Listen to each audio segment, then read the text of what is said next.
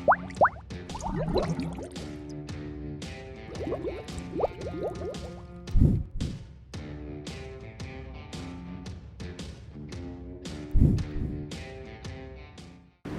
adik-adik, selamat hari Minggu. Berhubung situasi dan kondisi yang tidak memungkinkan untuk melaksanakan ibadah PLK Persekutuan Taruna di gereja, maka ibadah PT hari ini dilaksanakan secara online. Dan sebelum memulai ibadah, kakak ada beberapa pengumuman. Yang pertama, untuk persembahan, adik-adik berikan persembahannya ke orang tua dan bisa dibawa ke gereja setiap pukul 9 sampai 12 siang, dimasukkan ke kotak persembahan yang tersedia. Dan yang kedua, meskipun kita melaksanakan ibadah PT ini secara online, kakak harapkan adik-adik bisa melaksanakan ibadah ini secara khusyuk. Sebelum memasuki ibadah, kakak undang adik-adik untuk bersaat teduh sejenak. Saat teduh dimulai.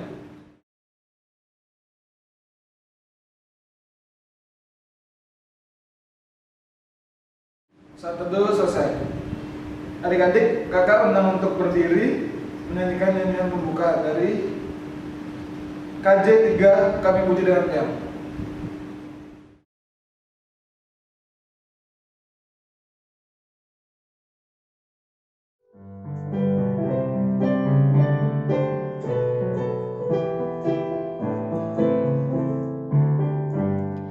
Kami puji dengan riang Dikau Allah yang besar, bagai bunga terima siang hati kami pun mekar.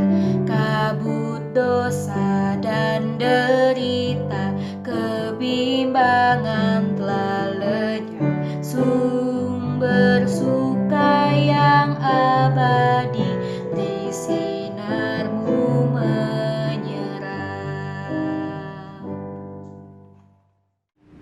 Adik-adik dipersilakan duduk. Mari kita satu di dalam doa, kita berdoa. Tuhan Yesus, terima kasih Tuhan karena Engkau telah mengumpulkan kami di rumah kami masing-masing. Sekarang kami akan melaksanakan ibadah PT, kiranya Engkau memberkati ibadah ini agar berjalan dengan lancar dari awal hingga akhir Tuhan Yesus. Kiranya Engkau juga mencurahkan Roh Kudus bagi kami agar kami bisa mengerti isi dari firman-Mu. Terima kasih Tuhan, dalam nama-Mu saja kami telah berdoa dan mengucap syukur. Haleluya, amin.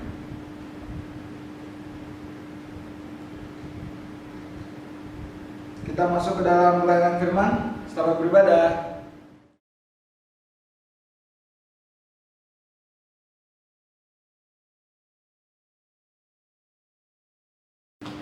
Shalom adik-adik, selamat hari Minggu. Apa kabar semuanya? Kakak harap semua dalam kondisi sehat ya dan tetap semangat. Oke adik-adik, pada minggu kali ini bacaan kita terambil dari Efesus 3 ayatnya yang pertama sampai dengan ayatnya yang ke-13. Sekali lagi Efesus 3 ayat yang pertama sampai dengan ayatnya yang ke-13. Sebelum kita membaca firman Tuhan, mari kita satu di dalam doa, kita berdoa. Ya Allah Bapa di surga yang mulia, terima kasih Tuhan atas segala penyertaan-Mu. Bapa, sebentar lagi kami akan mulai untuk mendengarkan firman-Mu. Tuhan kiranya diamkan seluruh suara dalam hati kami, sehingga kami bisa fokus mendengarkan firman-Mu dan mampukan hamba juga dalam menyampaikan firman-Mu, agar apa yang kami hamba sampaikan boleh seturut dengan kehendak-Mu saja Bapa. Terima kasih Tuhan Yesus, hanya di dalam nama Yesus Kristus kami telah berdoa dan mengucap syukur. Haleluya, amin. Efesus 3 ayat yang pertama sampai dengan yang ke-13. Rahasia panggilan orang-orang bukan Yahudi.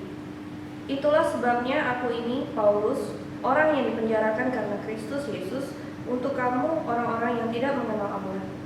Memang kamu telah mendengar tentang tugas penyelenggaraan kasih karunia Allah yang dipercayakan kepadaku karena kamu, yaitu bagaimana rahasianya dinyatakan kepadaku dengan wahyu, seperti yang telah kutulis di atas dengan singkat. Apabila kamu membacanya, kamu dapat mengetahui daripadanya. Pengertianku akan rahasia Kristus, yang pada zaman angkatan-angkatan dahulu tidak diberitakan kepada anak-anak manusia, tetapi yang sekarang dinyatakan di dalam Roh kepada rasul-rasul dan nabi-nabinya yang kudus, yaitu bahwa orang-orang bukan Yahudi karena berita Injil turut menjadi ahli-ahli waris dan anggota-anggota tubuh dan peserta dalam janji yang diberikan dalam Kristus Yesus. Dari Injil itu aku telah menjadi pelayannya menurut pemberian kasih karunia Allah yang dianugerahkan kepadaku sesuai dengan pengerjaan kuasa-Nya.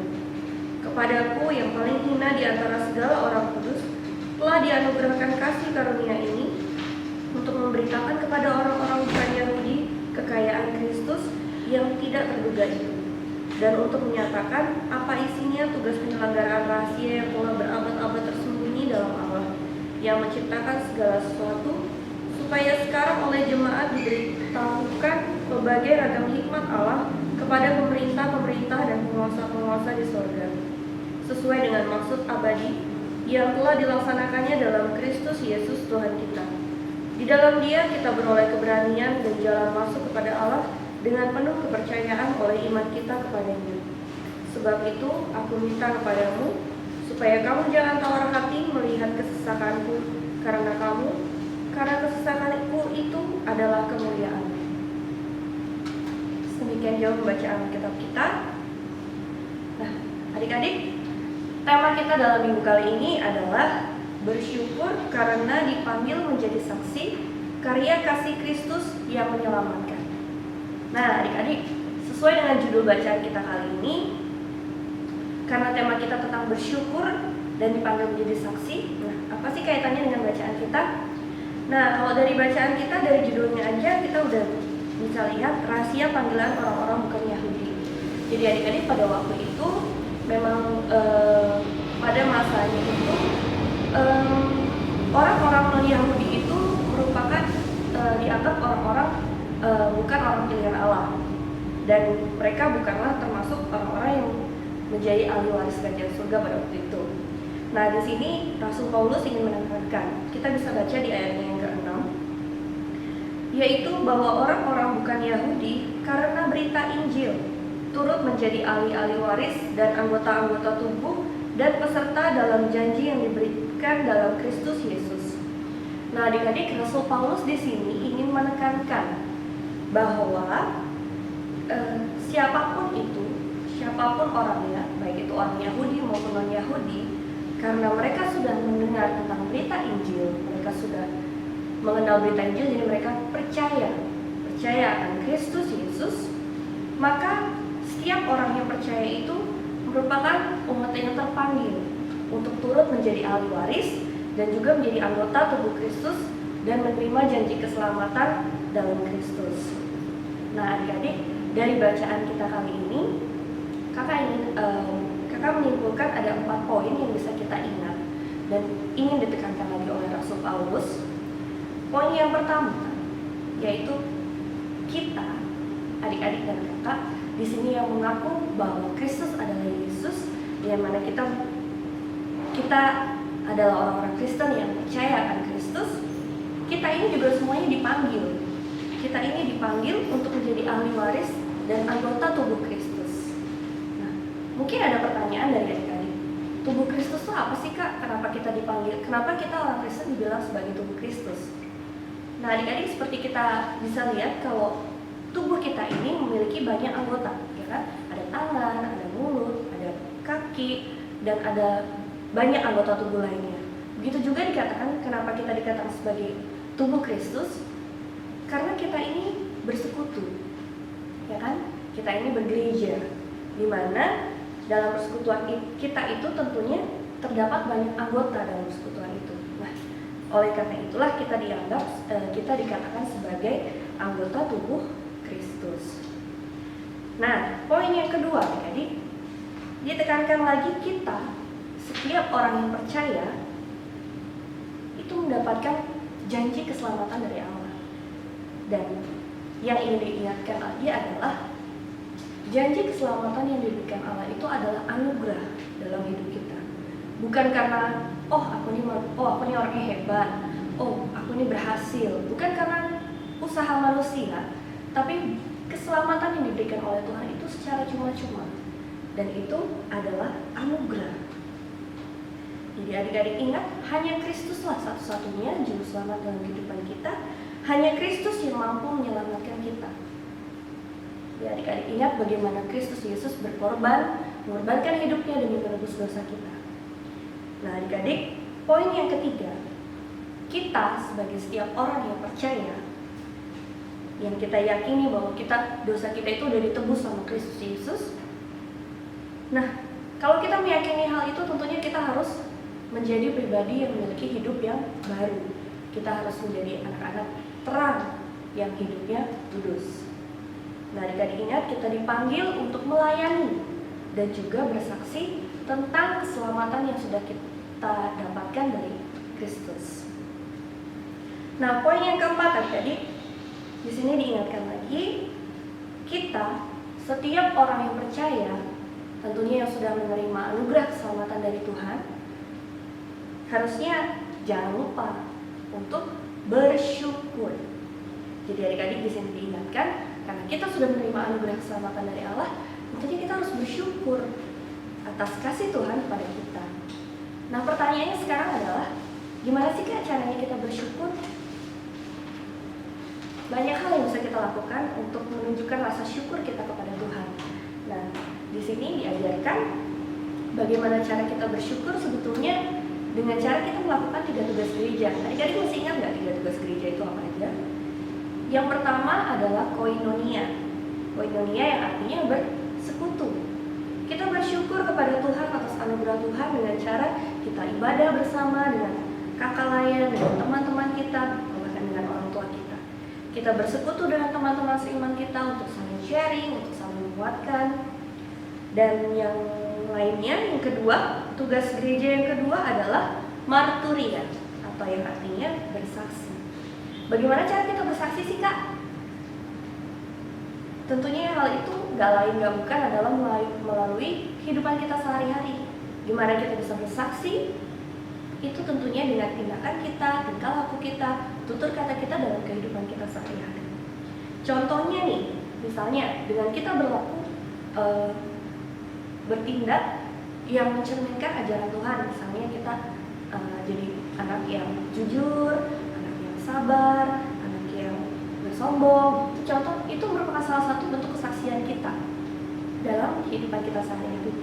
Jadi bukan menjadi anak yang pembangkang, bukan menjadi anak yang suka bully temannya, bukan hal-hal seperti itu. Dan itu menjadi kesaksian yang sangat tidak mencerminkan ajaran Kristus. Nah, tugas gereja yang ketiga adalah diakonia atau melayani. Kalau melayani pasti adik-adik udah tahu ya gimana cara kita melayani Tuhan. Jadi nggak cuman hanya di gereja aja kita bisa melayani Tuhan dengan tentunya dalam kehidupan kita sehari-hari, baik itu di sekolah, di gereja, di keluarga ataupun di lingkungan kita sekitar. Misalnya kalau misalnya kita punya talenta bermain musik, kita bisa main musik di IHPT, atau misalnya kita bisa mengambil bagian dalam tugas di IHPT, atau masih banyak hal lainnya dalam kehidupan kita yang bisa kita lakukan. Nah, mungkin sekarang pertanyaannya berubah menjadi, Kak, itu kan bisa aku lakuin kalau misalnya aku dalam situasi normal. Nah, Kak, kalau misalnya dalam situasi seperti ini yang dimana kita ruang gerak kita dibatasi, aktivitas kita dibatasi selama masa pandemi COVID ini, gimana sih Kak cara kita biar kita tetap bisa bersyukur sama Tuhan? Jadi adik-adik, tidak ada yang bisa menghalangi kita untuk bisa bersyukur sama Tuhan. Jadi walaupun dalam situasi COVID seperti ini, kita tetap harus bisa bersyukur sama Tuhan. Caranya, gimana kalau caranya kita bersekutu gimana Kak? Masih ada ibadah online, kita masih bisa beribadah bersama. Kita masih bisa bersekutu dengan keluarga di rumah kan? Masih bisa beribadah bersama keluarga, adik, kakak, dan yang lainnya. Nah, kalau gimana sih Kak cara kita bersaksi? Cara kita bersaksi, kalau misalnya cara kita bersaksi di sekolah dalam situasi seperti ini, kita caranya ya tetap dengan belajar. Jadi bukan karena kita belajarnya sistem online, jadi guru juga nggak lihat nih aku belajar atau enggak, guru juga nggak perhatiin aku, bukan berarti seperti itu. Walaupun dalam situasi seperti ini kita tetap bisa bersaksi, kita tetap bisa bersyukur dengan cara kita tetap rajin belajar, tetap mengerjakan tugas, mengikuti kelas-kelas online dari sekolah seperti itu. Hal lainnya yang bisa kita lakukan, misalnya di rumah kita membantu orang tua, ya yang mungkin dulu kita alasannya, aku nggak bisa rapiin tempat tidur Kak, gara-gara bangunnya telat, mesti buru-buru ke sekolah. Kita bisa mengubah kebiasaan itu, jadi kita masih bisa bangun pagi, merapikan tempat tidur di rumah. Banyak hal lainnya yang bisa kita lakukan. Nah, kalau bagaimana cara kita melayani, bersaksi, bersekutu, contoh lainnya juga misalnya untuk situasi saat ini kita masih bisa lebih peduli sama orang tua kita, kan? Mungkin ada beberapa dari kita yang orang tuanya dalam kondisi perekonomian yang memburuk karena situasi COVID saat ini, banyak yang dirumahkan, banyak yang dapat pengurangan pemasukan. Nah, kita bisa melayani, kita bisa bersaksi dari situ. Contohnya dengan cara tidak banyak menuntut kepada orang tua. Kita mendoakan orang tua kita di tengah situasi seperti ini. Kita tetap mendoakan gimana biar orang tua kita gak down, gak putus asa, gimana kita bisa saling menguatkan dengan sama anggota keluarga kita. Nah, contoh lainnya misalnya bisa kita lakukan dari rumah. Kalau misalnya di IHPT ini punya bakat musik, bisa kok, masih bisa melayani dengan cara untuk IHPT tetap bisa rekaman, tetap bisa datang ke gereja untuk merekam, atau bisa dari rumah juga direkam. Tinggal minta, Kak aku mau melayani, Kak aku pengen main musik untuk IHPT, tinggal bilang seperti itu aja sama kakak lain. Tentunya kita akan kasihkan kesempatan untuk kalian. Nah, adik-adik, masih banyak hal lainnya yang bisa kita lakukan untuk bersyukur kepada Tuhan dalam kehidupan kita. Jadi adik-adik, kesimpulan kita kali ini,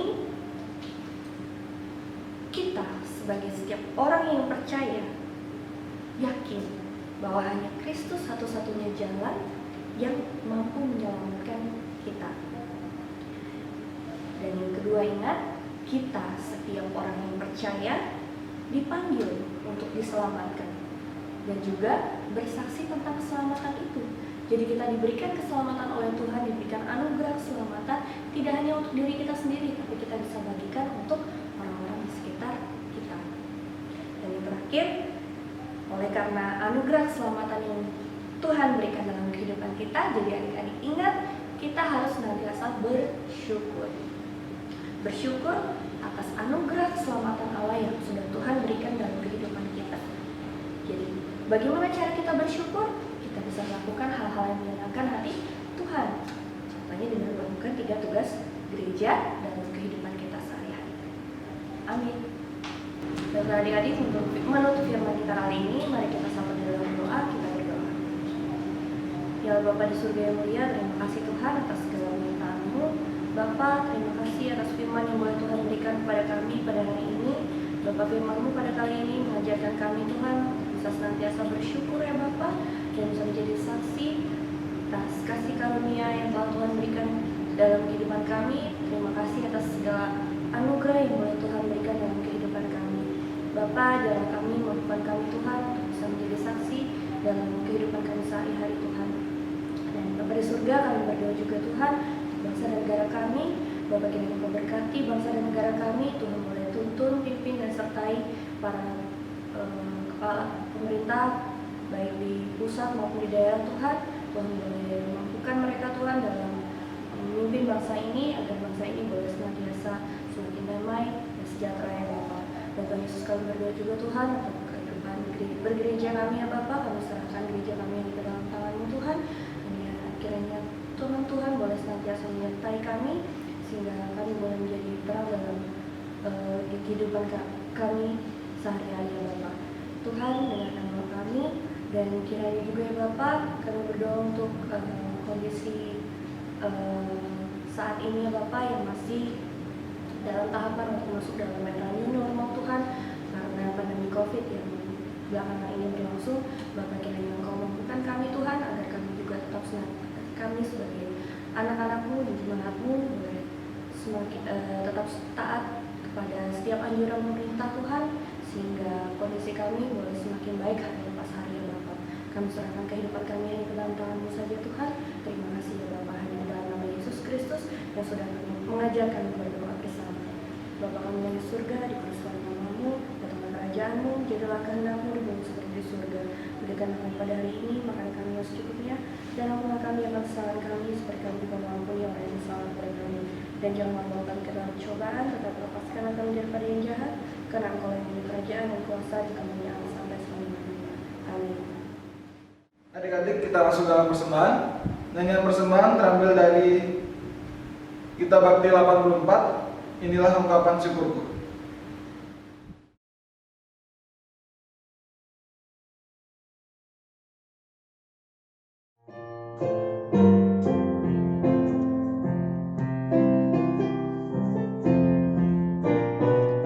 Inilah ungkapan syukurku yang ku berikan kepadamu. Ku berikan dari hatiku. Terimalah, ku persembahkan kepadamu dengan seluruh jiwa ragaku. Kiranya berkenan di hadirat-Mu. Adik-adik, kakak undang untuk berdiri untuk memasuki doa persembahan. Mari kita berdoa. Tuhan Yesus, terima kasih Tuhan karena Engkau telah mengumpulkan kami di tempat ini. Kami baru saja memberikan persembahan kepadamu Tuhan. Kiranya Engkau memberkati persembahan ini agar berguna bagi gereja-Mu Tuhan.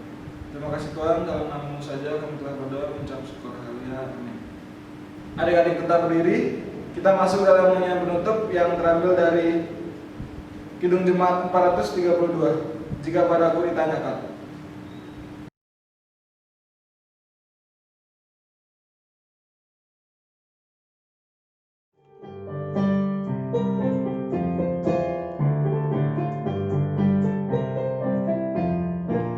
Jika padaku ditanyakan apa akan ku beritakan pada dunia yang penuh penderitaan. Kan ku sampaikan kabar baik pada orang-orang miskin, pembebasan bagi orang yang ditawan, yang buta dapat penglihatan, yang tertindas dibebaskan. Sungguh tahun rahmat Tuhan sudah tiba. Kerajaan Allah penuh kurnia, itu berita bagi isi dunia. Mari adik-adik kita akhiri ibadah kita hari ini. Kita bersatu di dalam doa. Segala puji dan syukur kami panjatkan kepadamu Bapa atas penyertaan-Mu kepada kami hingga detik ini. Atas kasih-Mu, berkat-Mu yang tak henti-hentinya bagi kami ya Tuhan. Kami bersyukur Tuhan untuk kesempatan yang Tuhan berikan kepada kami untuk kami boleh beribadah kepadamu meski secara online pada hari ini. Kami juga boleh menerima firman-Mu Tuhan, di mana kami diingatkan kembali untuk bisa bersyukur kepadamu Tuhan, sebab Engkau memberikan kasih karunia, Engkau memberikan karya keselamatan kepada kami, Engkau memilih kami Tuhan untuk menjadi saksi-Mu. Kiranya kami boleh menyatakan rasa syukur kami ini dengan bersaksi melalui hidup kami akan kasih-Mu ya Tuhan, akan karya-Mu yang ada dalam hidup kami. Terima kasih Tuhan, pimpin setiap langkah kami berikutnya. Inilah doa kami yang kami panjatkan kepadamu dalam nama Tuhan Yesus Kristus.